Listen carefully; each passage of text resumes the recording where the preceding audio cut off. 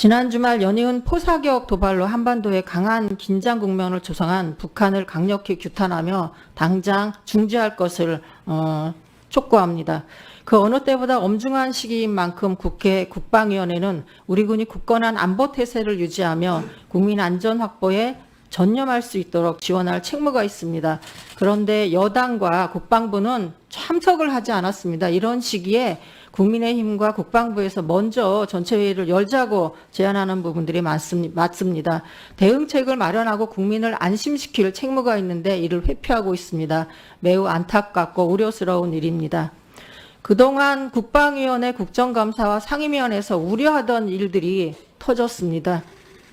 국가 위기를 조성하는 국방 위기를 조성하는 부분과 독도와 관련된 친일 관련된 부분들이 단순한 발언과 이념의 문제가 아니라 실제로 벌어지고 있다는 큰 우려의 목소리들이 많습니다.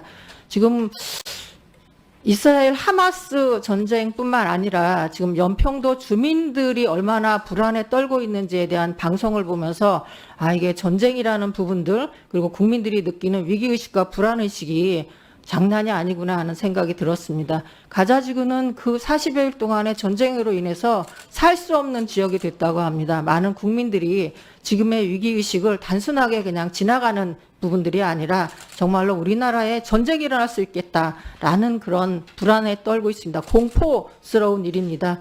이런 부분들을 해소하기 위한 건 대통령과 여당과 국방부가 이 부분에 대한 대응을 마련하고 오늘 이 자리에서 국민께 안심시킬 수 있는 대안을 마련하고 보고를 해야 된다고 봅니다. 그런데 이를 회피했다는 건 정말로 우리나라의 국방에 대한 책임을 지지 않는다라는 그런 생각이 듭니다. 참으로 실망스럽습니다. 독도도 마찬가지입니다. 독립영웅 역사회국 저지 특별위원회 위원장으로서 홍범도 장군을 비롯해서 흉상 철거 이전과 관련된 부분들을 은밀하게 진행을 하고 있습니다. 육사에서 다시 기본계획을 수립하고 이를 여론 수렴을 한다는 핑계를 대고 의원실에 자료를 제공하지 않고 있습니다. 은밀하게 제공을 하고 어느 순간에 그것도 실행을 할 겁니다.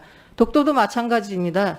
그동안 독도와 관련돼서 여러 의원님들께서 우려의 목소리를 낸 부분들이 있습니다. 친일사관에 입각해서 그 부분들을 잘 처리하자라고 말씀을 했는데요. 독도도 마찬가지로 신원식 장관의 뉴라이트적 사고로 인해서 이 부분들이 그냥의 우려가 아니라 이런 빌미와 그리고 여러 가지 역사적인 이게 자료로 제공돼서 나중에 향후에 10년, 20년, 50년 후에 일본이 이 자료를 근거로 해서 어떤 만행과 획책을 할지 모르는 그런 근거 자료를 마련해 준 부분들이 있습니다. 저는 사고방식과 정치적인 편향성도 문제가 많지만 그런 것이 나중에 우리나라의 미래를 위해서 어떤 책임질 위험의 요소가 될 수 있는지에 대해서 걱정이 더 큽니다. 윤석열 대통령은 이 부분들에 대한 상황을 깊이 인식을 하고 국민께 사과드려야 됩니다. 신원식 장군도 사과를 해야 되고요. 신원식 장관은 국방부 장관으로서의 자질이 없습니다. 당장 경질해야 됩니다. 이상입니다.